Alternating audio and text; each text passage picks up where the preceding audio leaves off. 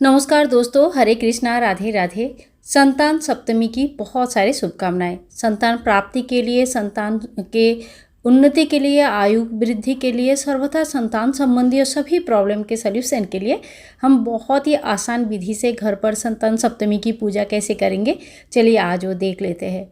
तो ये पूजा आप थोड़ी बड़ी रूप से भी कर सकते हैं और एकदम सरल विधि से आज मैं दिखाऊंगी जो घर पर बहुत आसानी से आप कर सकते हैं। तो चलिए शुरू करते हैं आज की पूजा विधि। तो देखिए, सबसे पहले एक पीला कपड़ा आपको बिछा लेनी है और माँ दुर्गा, माँ पार्वती, भगवान शिव जी और साथ में गणेश जी, ऐसे परिवार में है भगवान शिव जी, ऐसे कोई फ़ोटो आप ले सकते हैं। नहीं तो इस तरह से देखिए, मिट्टी की शिवलिंग, माँ पार्वती और गणपति बनाकर हमें पूजन करनी होती है। तो आप ऐसे फ़ोटो अगर है तो इनकी पूजन कर सकते हैं, नहीं तो शिवलिंग आप ले लीजिए और हल्दी के एक गांठ और एक सुपारी माँ पार्वती और गणेश जी के स्वरूप लेकर भी पूजन कर सकते हैं। ठीक है। तो देखिए, मैंने एक सबसे पहले दीपक प्रज्वलित कर लिया है, चावल के आसन लगाया है और धूप प्रज्वलित कर लिया है और इसके बाद एक थाल में हम एक आसन लगाएंगे फूलों का। इसके बाद देखिए, भगवान गणेश जी को, माँ पार्वती और भगवान शिव जी के जो मिट्टी की हमने प्रतिमा बनाया है, विशेष आकृति देने की ज़रूरत नहीं है। जो भी आकृति आपको देना होता है वो बना सकते हैं, या घर पर अगर आपकी मूर्ति है तो आप उनकी भी पूजन कर सकते हैं। तो देखिए, सबसे पहले सभी को आसन देके हम विराजमान कर लिया है। एक लोटे में आप जल लीजिए और फिर जल छिड़कते हुए भगवान का स्नान का भाव कराते हैं। फोटो की पूजन आप इसी तरह से स्नान करवाएं। और इसके बाद देखिए, गणपति जी को ओम गंग गणेशाय नमो, ओम हुम शिवाय नमो, ओम माँ पार्वती नमो, ऐसे मंत्र बोलते हुए तीनों को हम स्नान कराएंगे, माँ पार्वती, भगवान शिव जी और गणेश जी को। इसके बाद कच्चा दूध या पंचामृत से स्नान करवाया जाता है। तो आपके पास अगर कच्चा दूध गाय का है तो बहुत अच्छा है, और नहीं तो आप पंचामृत बना पाते हैं तो पंचामृत से स्नान कराएं। और जब भी पूजा करेंगे तो ज़्यादा इधर उधर के बातें नहीं करना है, जितनी भी मंत्र आता है उतनी मंत्र बोल के पूजा करिए। देखिए, पूजा भाव के होता है। सामान आपके पास एक सामान ज़्यादा है या कम है, इससे कोई ज़्यादा महत्व नहीं होता है। मन लगा के पूजा करना ज़्यादा इम्पॉर्टेंट होती है। देखिए, इस तरह से स्नान होने के बाद हम भगवान शिव जी को सबसे पहले चंदन का टीका करेंगे। भगवान शिव जी को या तो आप चंदन का टीका करें या तो भस्म से टीका करें। बाकी हल्दी, कुमकुम इत्यादि शिव जी को कभी भी नहीं चढ़ता है, इस बात का आप विशेष ध्यान रखें। और माता पार्वती, भगवान गणेश जी को हम हल्दी से, कुमकुम से टीका करेंगे, गणेश जी को चंदन भी चढ़ाएंगे। ठीक है। तो इसी तरह से सभी को चंदन चढ़ाते हैं। इस पूजा में माता को जो श्रृंगार है, 16 श्रृंगार है, बहुत लोग 16 श्रृंगार अर्पण करते हैं। अगर आप छोटी तरह से घर पर ही पूजा करते हैं, श्रृंगार अर्पण नहीं भी करते हैं, तो एक बिंदी या एक सिंदूर भी अर्पण कर सकते हैं, या घर पर भी आप साधारण तरीके से भी, जैसे रोजगार पूजा होता है उसी तरह से पूजन भी कर सकते हैं। मैंने आपको यहाँ पे एकदम से सरल विधि दिखाया है। और इसमें देखिए, अभी बेलपत्र हमने ले लिया है, इसमें चंदन का टीका लगाएंगे और जो गांठ होता है बेलपत्र का वो हम तोड़ लेंगे। चंदन का टीका लगा के बेलपत्र चढ़ाना बहुत अच्छा माना जाता है। ठीक है।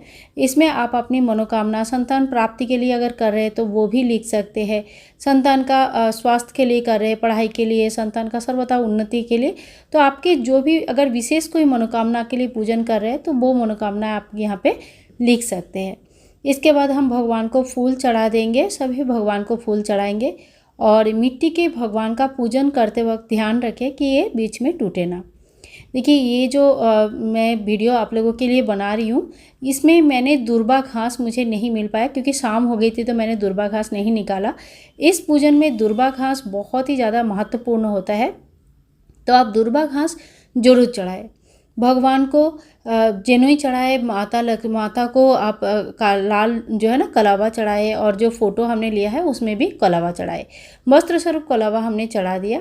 इसके बाद देखिए, अक्षत, जो बिना टूटा हुआ अक्षत है वो हमें चढ़ाना चाहिए। अक्षत, बिना टूटा हुआ जो चावल होता है वो चढ़ाने से आपका सुख समृद्धि बढ़ती है, आपका समस्त प्रकार से आशीर्वाद की प्राप्ति होती है, लक्ष्मी प्राप्ति होती है। तो काफ़ी सारे चीज़ों के लिए अक्षत चढ़ाया जाता है भगवान शिव जी के ऊपर।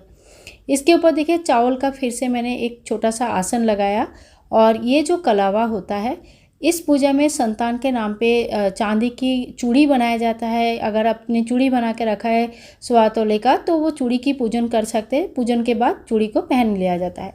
अगर आप छल्ला भी बना सकते हैं, रिंग भी बना सकते हैं। अगर ये सब नहीं बनाया या नहीं बनाना चाहते हैं तो देखिए इस तरह का आपका कलावा में 7 गांठें लगानी होती है। 7 संख्या का विशेष महत्व होता है। 7 गांठें हमने यहाँ पे लगाया और इस डोरी का भी हम हल्दी और कुमकुम लगा के पूजन करेंगे। इस पूजा में सबसे ज़्यादा इम्पोर्टेंट जो होता है वो ये डोरी होती है, जिसमें 7 गांठें लगाया जाता है और माता अपनी संतान के नाम पे अपने हाथों में इसको धारण करते हैं। उसी दिन पूरा दिन इसको पहन के रखते हैं। इसके बाद देखिए भगवान को हम धूप दिखाएंगे, दीप दिखाएंगे, आरती कर लेंगे। ठीक है, बस इसी तरह से बहुत ही सरल विधि से मैंने आपको दिखाया। एक चीज़ यहाँ पे जो मैंने नहीं दिखाया वो है दुर्वा घास। मैं बार बार बोल रही हूँ, इस पूजा में आपको दुर्वा घास जरूर चढ़ानी है। अब देखिए इस पूजा में नमक नहीं खाया जाता है, तो आप इसमें आटा का पुआ खा सकते हैं। जैसे मैंने यहाँ पे 7 पुए बनाया, या तो फिर 7 मीठा पूरी बना सकते हैं या 7 मीठा मालपुए बना सकते हैं, दोनों जगह पे। पहला जो 7 चढ़ाएंगे वो माता को चढ़ाएंगे, जो कि आपको दान करनी है, किसी को भी दान कर सकते हैं। और दूसरी जगह पे जहाँ पे 7 पुआ या 7 मालपुआ या तो फिर 7 पूरी चढ़ाएंगे, वो आप खुद खाएंगे। यानी कि जो व्रत कर रहे हैं वो खुद खा के उस मालपुआ को खा के या वो पुआ को खा के अपना व्रत खोलती है। ठीक है, तो 7 संख्या का विशेष महत्व होता है। 7 गांठें लगाया जाता है, 7 पुआ चढ़ाया जाता है और इस व्रत में पूरे दिन नमक नहीं खाया जाता है। आप चाहे तो फल का या दूसरे चीज़ का भोग लगा सकते हैं, जिसको घर के बाकी लोगों को आप बांट सकते हैं। लेकिन ये जो पुआ होता है ये किसी और को नहीं देना होता है, ये आप खुद खा सकते हैं या तो फिर अपने पति के साथ बांट कर खा सकते हैं। किसी और व्यक्ति को इस पुआ को नहीं दिया जाता है। जो माता को चढ़ाया है भोग 7 पुआ या 7 पूरी, वो आप कोई भी घर के मेंबर नहीं खाएंगे। वो 7 पुआ या 7 पूरी जो भी होगा वो आप गौ माता को खिला सकते हैं या तो फिर किसी ब्राह्मण को दे सकते हैं, किसी को भी दे सकते हैं, कोई भी ज़रूरतमंद व्यक्ति को दे सकते हैं। थोड़ी सी दक्षिणा आप चढ़ा दें। जब आप 7 पुआ या मालपुआ जो भी आपने बनाया किसी को देंगे, उस वक्त ये दक्षिणा भी उनको दे दें। पूजा के बाद इस जो कलावा आपने बनाया है 7 गांठ वाला, इसको हाथ में बांध ले, पूरे दिन हाथ में ये बांधा रहेगा। तो देखिए ये चौकी एक दिन लगा रहता है। अगले दिन जब हटाएंगे तो पुआ का क्या करना है मैंने आपको बता दिया है। शिव जी का जो विग्रह हमने बनाया है इनका जल विसर्जन हो जाता है, यानी कि एक बड़ा कटोरा में इनको जल में आप विसर्जित कर दीजिए। धीरे धीरे मिट्टी गल जाती है और उसके बाद किसी भी पौधे में आप उनको डाल सकते हैं। फूलों का भी आप जो है ना सुखा के खाद बना सकते हैं, या तो फिर जलती जो जल में प्रवाहित कर सकते हैं, या भूमि विसर्जन मतलब भूमि में भी दबा सकते हैं। और फोटो को अच्छी तरह से साफ़ करके जहाँ पे भी आपके मंदिर में या जहाँ आप रखते हैं वहाँ पे रख दीजिए। तो अगले दिन हमें इसी तरह से चौकी उठानी है। आशा करती हूँ इस वीडियो में बताया गया हर चीज़ आप लोगों को अच्छी तरह से समझ में आया होगा, और कोई भी क्वेश्चन रहेगा तो आप हमें पूछ सकते हैं। देखिए अगर कोई व्रत धारण नहीं कर सकते तो आप कम से कम सुबह सुबह पूजन कर लीजिए।